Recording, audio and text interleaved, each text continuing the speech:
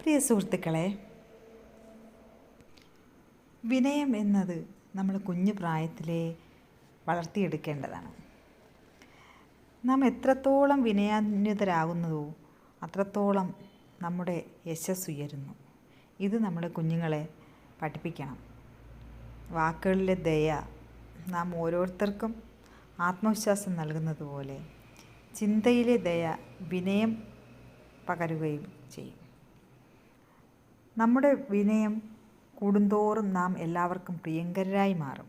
ഇത് കുഞ്ഞുങ്ങളെ കുഞ്ഞിലേ തന്നെ പഠിപ്പിക്കണം. നമ്മുടെ അഹങ്കാരം ഉപേക്ഷിക്കാനും അന്തസ്സ് നിലനിർത്താനുമുള്ളതാണ് വിനയം.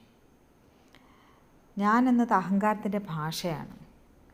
എന്നാൽ അത് മാറ്റിയിട്ട് നമ്മൾ എന്ന വിനയത്തിൻ്റെ ഭാഷ ഉപയോഗിക്കാൻ നമ്മൾ കുഞ്ഞുങ്ങളെ പഠിപ്പിക്കണം.